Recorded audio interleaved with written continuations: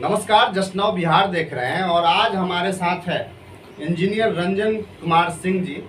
और आज हम चर्चा करेंगे मुजफ्फरपुर जो सांसद क्षेत्र है उस पर चर्चा करेंगे। इनका संगठन जो है किसको सपोर्ट इस बार कर रही है इस चुनाव में? भारतीय छात्र युवा एकता मंच कहाँ जा रही है, किनके साथ जा रही है?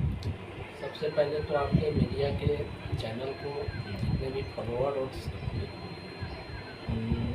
फॉलोअर हैं और जितने भी साथी हैं उनको मैं पहले दिल से नमस्कार करता हूँ। रह गई बात जो आपके मुजफ्फरपुर संसदीय क्षेत्र का क्या माने अभी परिचर्चा है, इस पर आप हमसे सवाल किए हैं तो मैं बताना चाहता हूँ कि मुजफ्फरपुर का जनता सिर्फ विकास का ही आकलन करके और एक आशा रख के, और हमारे जो मुजफ्फरपुर में बीजेपी के स्थापित रहे अजय निषाद जी, जो उनके पिताजी भी रहे, वो भी 2 बार रहे और पिताजी भी कई बार रहे। 10 सालों में कितना विकास हुआ है मुजफ्फरपुर का, ये आप बताइए। 10 साल में हम देख रहे हैं मुजफ्फरपुर का विकास तो बिल्कुल नहीं हुआ है।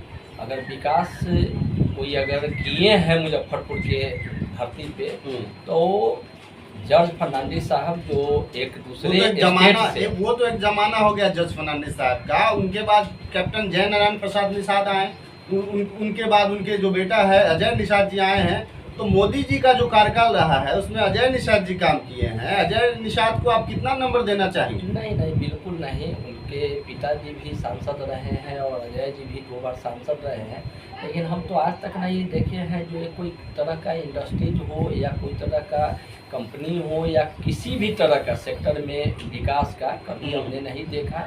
अब रह गया रोड बनना, स्कूल बनना, ये तो सरकार की नीति है। वो पक्ष हो विपक्ष हो जो आएंगे वो चलते रहेगा, लेकिन जो होना चाहिए एक सांसद निधि से वो बिल्कुल हम लोग देखे हैं। मुजफ्फरपुर का 0 विकास शून्य के बराबर हम लोग समझते हैं। और जो आज तक जो चर्चा है मुजफ्फरपुर लोकसभा में, वो बच्चा कहता है और हिस्ट्री बन गया। जो जज साहब कई इंडस्ट्रीज दिए, बेला इंडस्ट्रीज दिए, थर्मल पावर दिए, रेलवे स्टेशन दिए, मुजफ्फरपुर का एक इतिहास रच के हो गए, जो आज भी इतिहास के रूप में हम लोग देखते हैं। मुजफ्फरपुर का विकास जो चारों तरफ विकास की है, टीवी सेंटर दिए, उसके बाद कोई ऐसे सांसद प्रतिनिधि नहीं हुए हैं, न सांसद फंड से निधि से कोई काम हुआ है जो हम लोग को दिखने में लगे। किस पार्टी का समर्थन, किस उम्मीदवार को इस बार आप लोग समर्थन देने जा रहे हैं? देखिए, हम लोग तो एक जो है जो छात्र एकता मंच जो हम लोग का टीम चलता है, जिसके माध्यम से हम लोग चाहते हैं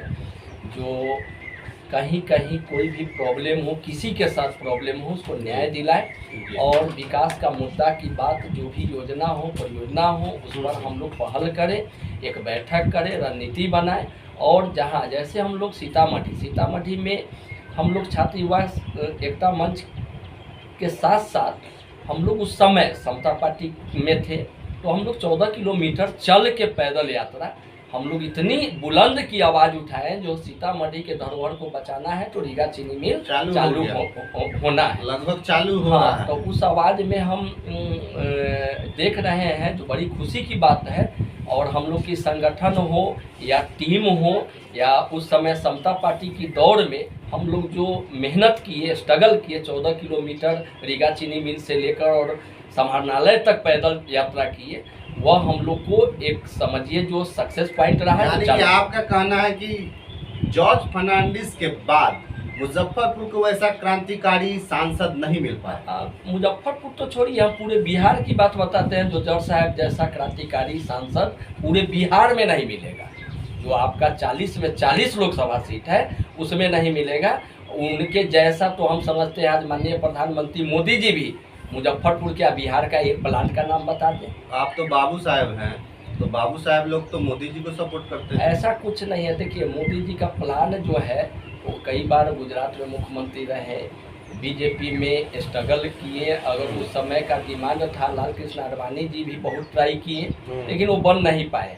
अब वो बीजेपी की रणनीति जो है एक दूसरे मकसद से होता है। मोदी जी इतना काम कर रहे हैं, राम मंदिर बना दिए, हिंदू के लिए आवाज उठाते हैं, पाकिस्तान को ललकार दिए, चाइना को हटा दिए, तो यूँ कह रहे कोई काम नहीं किए हैं। ऐसा बात नहीं है। देखिए, मोदी जी कोई भी पार्टी है वो अपनी रणनीति से चलाने का काम करते हैं, और कभी जब इलेक्शन का मुद्दा होता है तो पाकिस्तान को भगाना होता है, तो चाइना को खदेड़ देना होता है, तो ये होता है, तो महंगाई है, भ्रष्टाचार है, तो सिलेंडर कम हो जाएगा।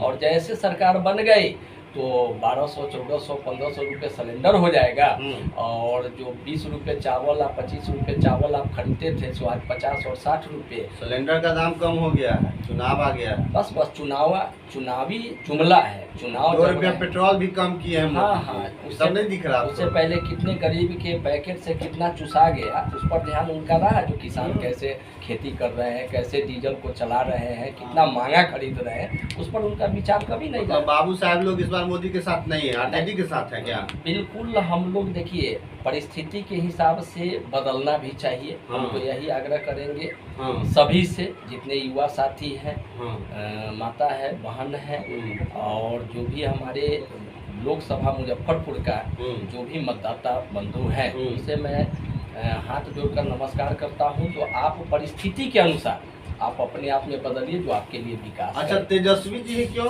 बिहार में? और भी तो कई चेहरा है। देखिए, तेजस्वी जी का नाम इसलिए बिहार में अभी आ रहा है, जो तेजस्वी जी जो एक युवा को बल दिए। चिराग पासवान जी भी हैं, लेकिन उनको अभी वैसा मौका नहीं मिला। सहनी भी है। वो लोग अभी बोलते हैं लेकिन करने के लिए बहुत पीछे होंगे। लेकिन तेजस्वी जी करके दिखा दिए हैं। हर गांव में शिक्षक बनाए, हर जमात के लोग शिक्षक बने। तो ये 17 साल बनाओ बीजेपी गठबंधन के साथ नीतीश जी थे, वो 17 महीना में जो तेजस्वी जी युवा को आगे बढ़ाने का काम बिहार में किए हैं। हम उम्मीद करते हैं जो अगर एक बार मौका तेजस्वी जी को बिहार में मिले, मुख्यमंत्री बनेंगे, तो बिहार का बदलाव बहुत तेजी से विकास होगा, यह मेरी आशा है। चलिए, बहुत बहुत धन्यवाद। हमारे साथ इंजीनियर रंजन सिंह जी थे, और इनका साफ साफ कहना है कि मोदी जी का जो वादा था वो पूरा नहीं हो पाया। कहीं ना कहीं 17 महीने में तेजस्वी प्रसाद यादव जी बहुत अच्छा काम करके दिखाए हैं। हर गांव में शिक्षक दिए हैं। अगर वो और रहते, और ज़्यादा काम वो कर पाते, उनको और मौका मिलना चाहिए था। तो आप लोग देख रहे थे जस्ट नाउ बिहार, मैं और रंजन सिंह। तो इसके साथ ही पूर्व विधायक प्रत्याशी भी रह चुके हैं रंजन जी। तो आगे भी बने रहिए और हमारे चैनल को सब्सक्राइब एवं लाइक करते रहिए।